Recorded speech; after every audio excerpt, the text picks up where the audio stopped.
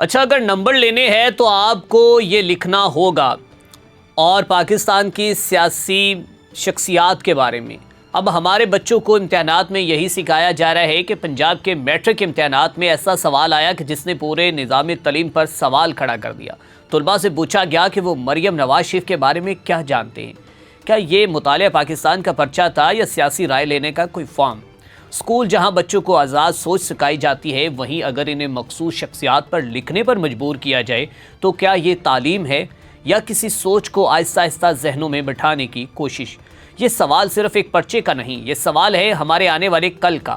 اور آج ہم اس معاملے کی حقیقت، تنقید اور پس منظر پر بات کریں گے، اور ہم دیکھیں گے کہ آخر ہمارے نصاب کے ساتھ ہو کیا رہا ہے۔ پنجاب میں ایک نئی بحث نے جنم لیا ہے، اور اس بار معاملہ کسی سیاستدان کے بیان کا نہیں، نہ کسی جلسے کا، بلکہ ہمارے بچوں کے مستقبل کا ہے۔ جہاں میٹرک امتحانات، جہاں بچوں کو اپنی محنت کا صلہ ملنا ہے، وہاں اب ایسے سوالات پوچھے جا رہے ہیں جو سیدھا سیاست سے جڑے ہوئے ہیں۔ حال ہی میں مطالعہ پاکستان کے پرچے میں طلباء سے سوال کیا گیا کہ وہ مریم نواز شریف صاحبہ کے بارے میں کیا جانتے ہیں۔ اسی طرح کلثوم نواز صاحبہ اور شہباز شریف سے متعلق بھی کوسچنز کیے گئے۔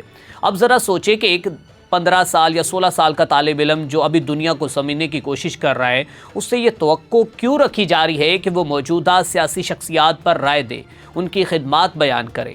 یہ سوالات کسی باہر سے نہیں آئے، بلکہ پنجاب ٹیکسٹ بک کی کتاب سے لیے گئے، جس میں قومی ترقی میں خواتین کے کردار کے عنوان سے ایک باب شامل کیا گیا۔ اس میں جہاں فاطمہ جناح، بے نظیر بھٹو، نصرت بھٹو اور بلقیس احدی جیسی شخصیات کا بھی ذکر ہے، وہی موجودہ سیاسی شخصیات کو بھی صف میں لا کھڑا کیا گیا۔ حکومت کہتی ہے کہ اس کا مقصد خواتین کے کردار کو اجاگر کرنا ہے، لیکن سوال یہ ہے کہ کیا زندہ اور اقتدار میں موجود شخصیات کو نصاب میں شامل کرنا واقعی اتنا ضروری تھا؟ سوشل میڈیا پر لوگ دو حصوں میں تقسیم ہو چکے ہیں۔ کچھ اسے ایک مثبت قدم قرار دے رہے ہیں، لیکن ایک بڑی تعداد اسے کھلی تعریف اور سیاسی تشہیر قرار دے رہے ہیں۔ اور سچ پوچھے تو اعتراض بھی وجہ نہیں، کیونکہ تعلیم کا مقصد صرف معلومات دینا نہیں، بلکہ سوچنے، سوال کرنے اور سچ کو پہچاننے کی صلاحیت پیدا کرنا ہوتا ہے۔ اگر ہم بچوں کو پہلے ہی خاص زاویے سے چیزیں دکھائیں گے تو کیا وہ کبھی غیر جانبدار سوچ پیدا کر سکیں گے؟ یہ پہلی بار نہیں ہو رہا۔ پاکستان کی تاریخ گواہ ہے کہ نصاب ہمیشہ سے ریاستی بیانیے کے زیر اثر رہا ہے۔ ضیاء الحق کے دور میں نصاب کو ایک خاص نظریاتی رنگ دیا گیا، جہاں مذہبی اور ریاستی بیانیے کو مضبوط کیا گیا۔ پھر مشرف آئے اور انہوں نے کچھ اصلاحات کی، لیکن مکمل توازن پھر بھی حاصل نہ ہو سکا، اور حالیہ برسوں میں عمران خان کے دور میں یکساں قومی نصاب متعارف کروایا گیا، جس پر کئی سوالات اٹھے، خاص طور پر مواد کے توازن کے حوالے سے۔ یعنی بات صاف ہے کہ ہر دور میں نصاب کو کسی نہ کسی حد تک استعمال کیا گیا ہے۔ اب فرق یہ ہے کہ بحث زیادہ کھل کر سامنے آ رہی ہے اور لوگ سوال پوچھ رہے ہیں۔ ماہرین تعلیم بھی یہی کہتے ہیں کہ نصاب کو غیر جانبدار ہونا چاہیے۔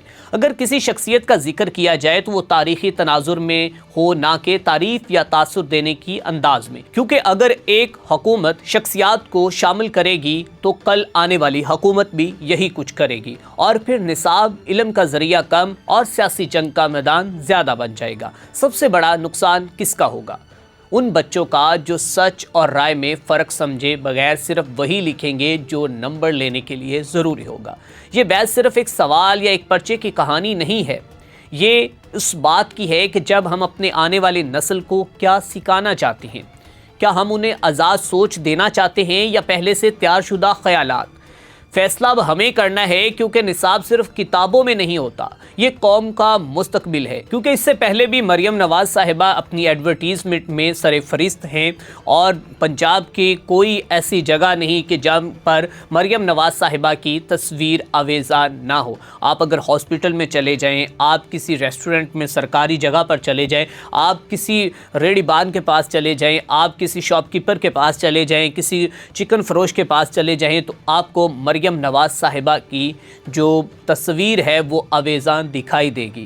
اور اگر جب کوئی تصویر ریڑھی والا نہیں لگائے گا تو اس کے ساتھ جو ہوگا وہ آپ بخوبی جانتے ہیں۔ بالکل مریم نواز صاحبہ بہت اچھا کام کر رہی ہیں، انہیں اس کے اوپر اپریشیٹ بھی کرنا چاہیے، اور اپریسیشن اور انسپائرنگ لیڈی ہیں، اور یقیناً انہوں نے کر دکھایا جو اب سے پہلے پنجاب کے اندر نہیں ہوا۔ لیکن کیا وہ اس قدر اپنی تعریف کروا کر یا پھر اپنے نام کے سوالات جو ہے وہ مطالعہ پاکستان کے اندر ایڈ کر کے یا ان کویسچنز کو ایڈ کر کے کیا بچوں کے ذہنوں کے اندر ایک پوزیٹیو اور ایک بڑا مقام پیدا کر پائیں گی؟ یہ بھی سوالیہ نشان ہے۔ اور اس کے ساتھ ساتھ اگر مطالعہ پاکستان کی بات کی جائے تو مطالعہ پاکستان کے لیے بھی بہت سے ایسے بچوں کے سوالات ہیں جو اب ہم نے پڑھا اور اب ہم پوچھ رہے ہیں کہ کیا مطالعہ پاکستان کا اور حقائق پر مبنی جو معاملات ہیں ان کا بھی کوئی آپس میں تعلق ہے یا نہیں۔ اب ناظرین کرام، اس کا فیصلہ آپ نے کرنا ہے کہ کیا مریم نواز صاحبہ کے نام کے سوالات جو امتحانات میں آنے چاہیے تھے یا نہیں۔ اب جن بچوں نے مریم نواز صاحبہ کے خلاف لکھا ہے کیا وہ بچے فیل ہو جائیں گے؟ کیا ان بچوں نے جنہوں نے مریم نواز صاحبہ کے کاموں کے اوپر تنقید کی ہے کیا ان کا بھی مستقبل خطرے میں ہے؟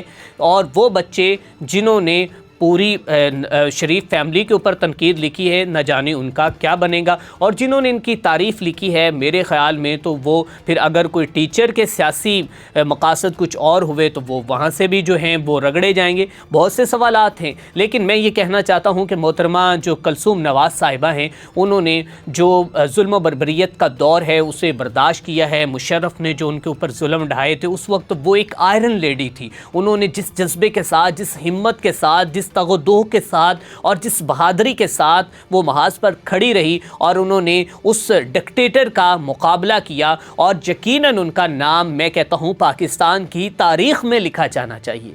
لیکن زندہ لوگوں کا اور موجودہ گورنمنٹ کے جو نمائندگان ہیں، جو مطلب کہ جو سربراہ ہیں، ان کا نام کتابوں کے اندر آنا، پھر ان کا نام پیپرز میں آ جانا، یہ یقیناً جو ہے وہ ایک بحث کا موضوع ہے۔